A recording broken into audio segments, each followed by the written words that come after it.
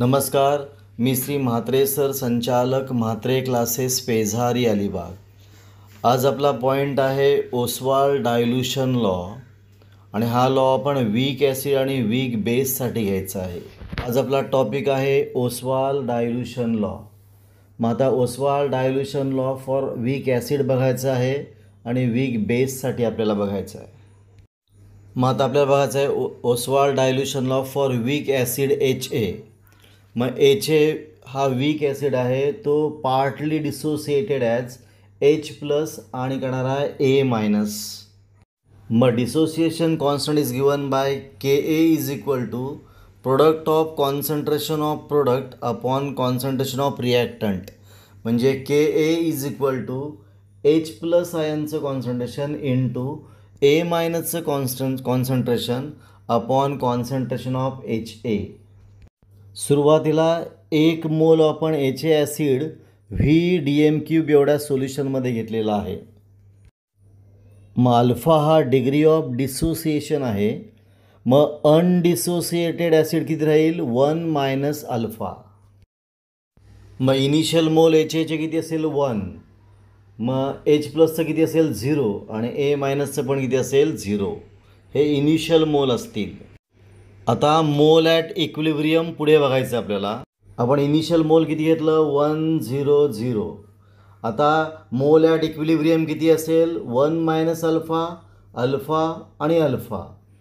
आता कॉन्सन्ट्रेशन मी त्याला व्हॉल्यूमने डिवाइड करायचं. मग कॉन्सन्ट्रेशन ॲट इक्विलिब्रियम किती असेल? 1 - alpha upon V, alpha upon V आणि अल्फा अपॉन V. मग कॉन्सन्ट्रेशन ऑफ HA काय दिलं आहे बोला? 1 - alpha upon V. Concentration of H+ किती आलं आहे? Alpha upon V. Concentration of A- सुद्धा काय असेल? Alpha upon V. मग आता आपल्याला डिसोसिएशन कॉन्स्टंटच्या फॉर्म्युल्यामध्ये ती किंमत भरायची आहे. मग आता Ka ती किंमत भरायची आहे. कॉन्सन्ट्रेशन ऑफ H+ किती आहे? Alpha upon V. Concentration of A- किती आहे? Alpha upon V. आणि कॉन्सन्ट्रेशन ऑफ HA किती भरायचं आपल्याला? 1 - अल्फा अपॉन V. मग किंमत भरल्यावर काय होतं बा? Ka बरोबर alpha upon V, alpha upon V, 1 - alpha upon V. मग कॅल्क्युलेशन केल्यावर काय येईल बोला? Alpha square upon V square upon 1 - alpha upon V. मग आता V कॅन्सल होतील. मग राहील काय? Alpha square upon V upon 1 - alpha. म्हणजेच alpha square upon 1 - alpha into V. आता 1 अपॉन Vची किंमत C भरायची आहे. मग इक्वेशन येईल Ka is equal to alpha square C upon 1 - alpha. पण अल्फाची किंमत कमी असल्यामुळे 1 - alpha is nearly equal to 1. मग Kaची किंमत येईल Ka is equal to alpha square C. पुन्हा बघा Ka is equal to alpha square C upon 1 - alpha. पण अल्फा इज व्हेरी स्मॉल आणि म्हणून 1 - अल्फाची किंमत 1 भरली आणि म्हणून आलं Ka is equal to alpha square C. Ka किती आलं? Alpha square C. पण Cची किंमत आपण 1 अपॉन V जर भरली तर Kaची किंमत आली अल्फा स्क्वेअर अपॉन V. दोन फॉर्म्युले आले बा. Ka is equal to alpha square upon V हा व्हॉल्यूमच्या बाबतीत आणि Ka is equal to alpha square C हा कॉन्सन्ट्रेशनच्या बाबतीत. मग अल्फा स्क्वेअरची किंमत येईल Ka इंटू V आणि अल्फा स्क्वेअरची दुसरी किंमत येईल Ka अपॉन C. आता स्क्वेअर रूट काढल्यावर किंमत येईल अल्फा इज इक्वल टू रूटमध्ये Ka अपॉन C आणि अल्फा इज इक्वल टू रूटमध्ये Ka इंटू V. आणि म्हणून alpha is inversely proportional to square root of concentration आणि alpha is directly proportional to square root of dilution. आणि म्हणून alpha म्हणजे degree of dissociation of weak acid is inversely proportional to square root of concentration किंवा directly proportional to square root of volume of solution containing 1 mole of weak acid. इथे आपला Ostwald dilution law for weak acid झालेला आहे. आता आपल्याला बघायचं आहे Ostwald dilution law for weak base. मग वीक बेस कोणता घेतलेला आहे? BOH. आता वीक बेस BOH किती घेतला? 1 मोल घेतला. कशामध्ये घेतला? VDM³ of solution. मग तो बेस BOH डिसोशिएट कसा झाला? तर BOH gives B plus OH minus. आता dissociation constant is given by KB. आता बेससाठी B घेतला आपण. KB इज इक्वल टू प्रोडक्टच्या कॉन्सन्ट्रेशनचा गुणाकार म्हणजे कॉन्सन्ट्रेशन ऑफ B प्लस आणि OH minus upon concentration of reactant म्हणजे काय होणार आहे?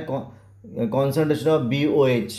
मग KB इज इक्वल टू आलेला आहे concentration of B into concentration of OH upon concentration of BOH.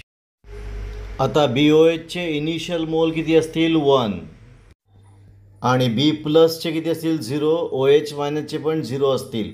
मग सुरुवातीला 1 0 0 असतील. इनिशियल मोल किती घेतले? 1 0 0. आता मोल ॲट इक्विलिब्रियम घ्यायचे आहेत. अल्फा हा डिग्री ऑफ डिसोसिएशन आहे आणि म्हणून BOHचे मोल ॲट इक्विलिब्रियम किती असतील? 1 मायनस अल्फा. B प्लसचे असतील अल्फा आणि OH मायनसचे असतील अल्फा. आता कॉन्सन्ट्रेशन म्हणजे त्याला अपॉन व्हीने डिवाईड करायचं आहे आणि म्हणून कॉन्सन्ट्रेशन ॲट इक्विलिब्रियम किती असेल? 1 minus alpha upon V, alpha upon V आणि अल्फा अपॉन V. मग कॉन्सन्ट्रेशन ऑफ BOH किती आहे? 1 मायनस अल्फा अपॉन V आणि कॉन्सन्ट्रेशन ऑफ B प्लस किती आहे? अल्फा अपॉन V आणि कॉन्सन्ट्रेशन ऑफ OH मायनससुद्धा काय बोला? Alpha upon V. आता तिन्ही किमती कशामध्ये भरायच्या आहेत? KB equation. KB is equal to concentration of B plus, concentration of OH minus आणि कॉन्सन्ट्रेशन ऑफ BOH मध्ये भरायचं आहे.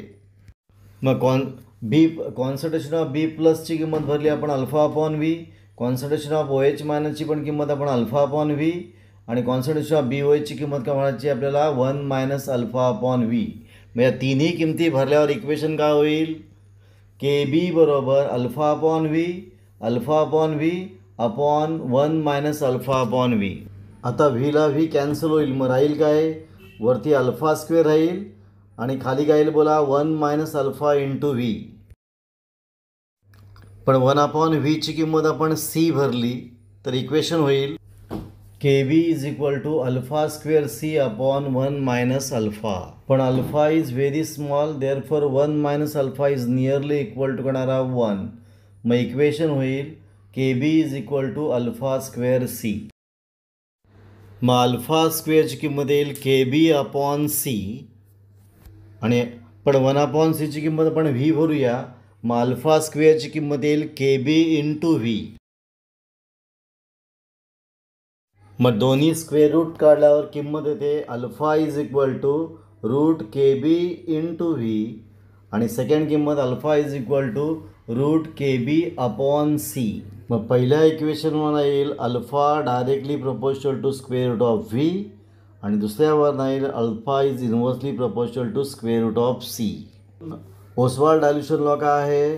अल्फा म्हणजे degree of dissociation of weak base is inversely proportional to square root of its concentration and directly proportional to square root of its volume of solution containing 1 mole of weak base.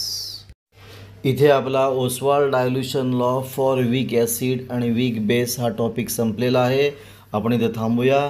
तुम्हाला हा video कसा वाटला? चांगला वाटला असेल, आवडला असेल तर शेअर करा, सबस्क्राईब करा.